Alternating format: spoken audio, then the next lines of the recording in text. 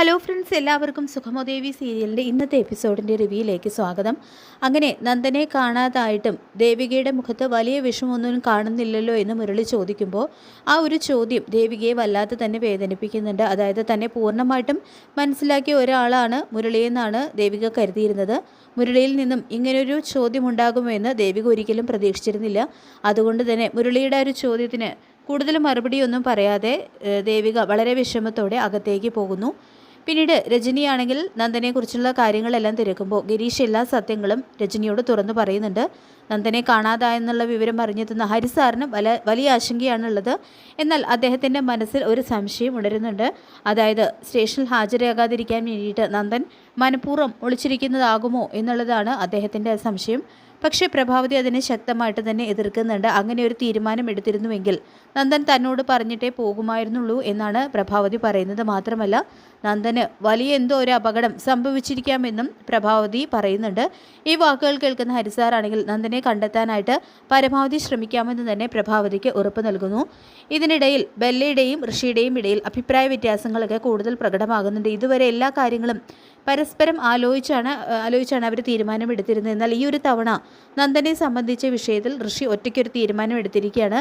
നന്ദൻ സ്റ്റേഷനിലെത്തി സത്യങ്ങൾ തുറന്നു പറഞ്ഞാൽ പലരുടെയും മുഖംമൂടി അഴിഞ്ഞു വീഴുമെന്ന് ഋഷിക്ക് വ്യക്തമാണ്. അതുകൊണ്ട് തന്നെ ബെല്ലയെയോ കെവിനെയോ അറിയിക്കാതെ തന്നെ നന്ദനെ കൊണ്ടുപോയിരിക്കുന്നത് ഋഷിയാണ്.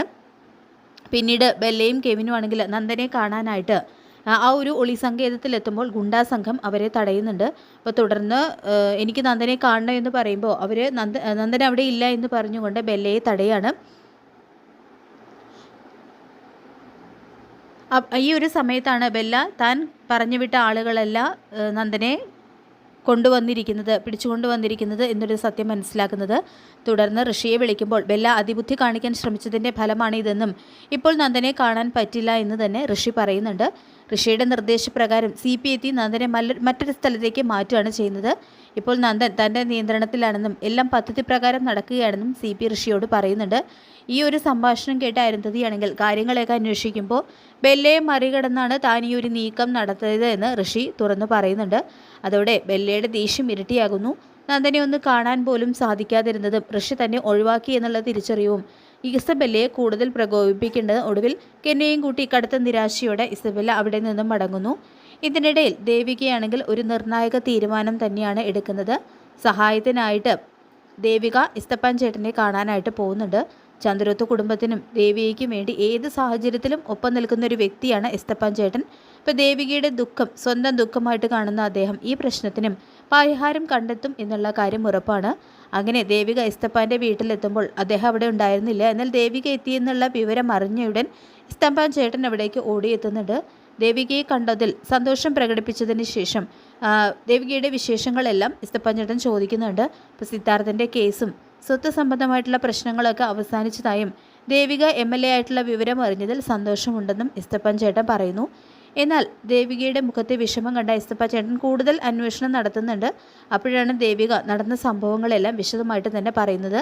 നന്ദനെ കാണാതായതും അരുന്ധതി, ഋഷി, ഇസബെല്ല, കെവിൻ എന്നിവരുമായിട്ടുള്ള ബന്ധപ്പെട്ട സംശയങ്ങളും ഇസ്തപ്പാൻ ചേട്ടനോട് ദേവിക തുറന്നു പറയുന്നുണ്ട്. അപ്പോൾ ഇതെല്ലാം കേൾക്കുന്ന ഇസ്തപ്പാൻ ചേട്ടനാണെങ്കിൽ അമ്പരന്ന് പോവുകയാണ്. പ്രത്യേകിച്ച് അരുന്ധതിയുടെ പങ്കിനെക്കുറിച്ച് അദ്ദേഹത്തിന് ശക്തമായിട്ടുള്ള ഒരു സംശയം തന്നെ ഉണ്ടാകുന്നുണ്ട്. നന്ദൻ്റെ തിരോധാനത്തിന് പിന്നിൽ വലിയൊരു ഗൂഢാലോചന ഉണ്ടാകുമെന്ന് തന്നെയാണ് ഇസ്തപ്പാൻ ചേട്ടൻ്റെ നിഗമനം. ഒടുവിൽ ദേവികയ്ക്ക് ആത്മവിശ്വാസം നൽകുന്ന വാക്കുകൾ തന്നെയാണ് ഇസ്തപ്പാൻ ചേട്ടൻ പറയുന്നത്. മോള് വിഷമിക്കേണ്ട എന്നും നന്ദനെ കണ്ടെത്താനുള്ള ഉത്തരവാദിത്വം ഇനി എൻ്റേതാണ്. ഞാനൊരു കാര്യം ഏറ്റെടുത്തു കഴിഞ്ഞാൽ അത് പൂർണ്ണമായിട്ടും നടപ്പിലാക്കും. അധികം വൈകാതെ തന്നെ നന്ദൻ എവിടെയാണെന്ന് കണ്ടുപിടിച്ച് ഞാൻ മോളുടെ മുന്നിൽ എത്തിക്കും എന്ന് തന്നെയാണ് അദ്ദേഹം ഉറപ്പു നൽകുന്നത്. ഇസ്തപ്പാൻ ചേട്ടൻ്റെ വാക്കുകൾ ദേവിക്ക് വല്ലാത്തൊരു ആശ്വാസവും സമാധാനവും ഒക്കെ നൽകുന്നുണ്ട്. മാത്രമല്ല ഹരിസാറാണെങ്കിലും അദ്ദേഹത്തിൻ്റേതായിട്ടുള്ള രീതിയിൽ അന്വേഷണം ആരംഭിച്ചു കഴിഞ്ഞു. അപ്പോൾ എന്തായാലും നന്ദനെ ഉടനെ തന്നെ കണ്ടെത്താൻ സാധിക്കും എന്നുള്ള കാര്യം ഉറപ്പാണ്. അപ്പോൾ നമുക്ക് കാത്തിരിക്കാം വരാൻ പോകുന്ന എപ്പിസോഡുകൾക്കായിട്ട്. ഈ റിവ്യൂ ഇഷ്ടപ്പെട്ടെങ്കിൽ ലൈക്ക് ചെയ്യുക, ചാനൽ കൂടി ഒന്ന് സബ്സ്ക്രൈബ് ചെയ്ത് സപ്പോർട്ട് ചെയ്യുക. താങ്ക്